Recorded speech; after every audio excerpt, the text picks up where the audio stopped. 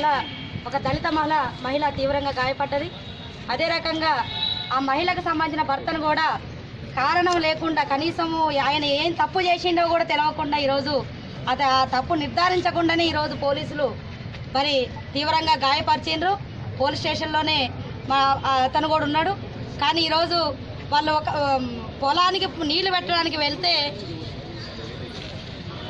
మరి కారణం అడిగితే వాళ్ళు చెప్పిన తర్వాత కూడా కనీసం కూడా మరి మానవత్వం లేకుండా మరి ఏం జరిగిందనే చెప్పకుండా ఈరోజు పోలీస్ స్టేషన్ తీసుకొచ్చి వాళ్ళ పిల్లల్ని ఇద్దరిని చిన్న పిల్లలు వాళ్ళు 5 సంవత్సరాలు 3 సంవత్సరాల పిల్లల్ని కూడా వాళ్ళని కొట్టిండ్రు. తర్వాత మహిళలను చూడకుండా మహిళను కూడా అంత రాత్రిపూట పోలీస్ స్టేషన్లో మహిళను ఉంచొద్దు అని చెప్పేసేమో రకరకాల చట్టాలు చెప్తాయి.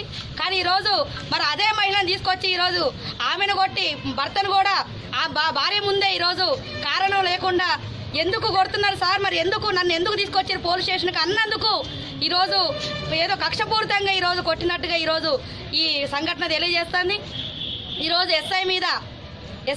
ఎస్ఐ కానివ్వండి, తర్వాత ఎవరైతే దాడికి పాల్పడ్డారో కారణం లేకుండా పోలీస్ స్టేషన్ తీసుకొచ్చి కొట్టిండ్రో వాళ్ళందరినీ కూడా కఠినంగా శిక్షించాలని చెప్పేసి పోలీస్ కమిషనర్ గారిని మేము విజ్ఞప్తి చేస్తున్నాం. ఈరోజు ఇటువంటి సంఘటనల వల్ల పోలీసు వ్యవస్థ మీద ప్రజలకు నమ్మకం లేకుండా పోతుంది. పోలీసు వ్యవస్థ అంటే ఏంటి? ప్రజలకు రక్షణ కల్పించాలి.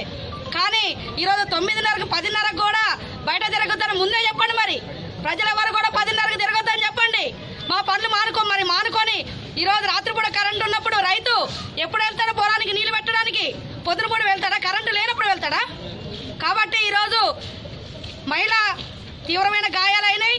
దీని మీద పోలీసు వ్యవస్థ మొత్తం కూడా పెద్దపల్లి జిల్లాలోని కలెక్టర్ గారు కూడా దీని మీద స్పందించాలి.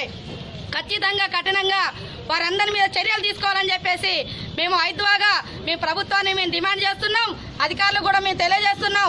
ఇటువంటి సంఘటనలు పునరావృతం కాకుండా చర్యలు తీసుకోకుంటే మాత్రం, వాళ్ళ మీద ఎటువంటి చర్యలు తీసుకోకపోతే మాత్రం పెద్దపల్లి జిల్లాలో ఉన్న అన్ని పార్టీల వారు కూడా ఈ సమస్య మీద స్పందించాలని మేము కోరుతున్నాం.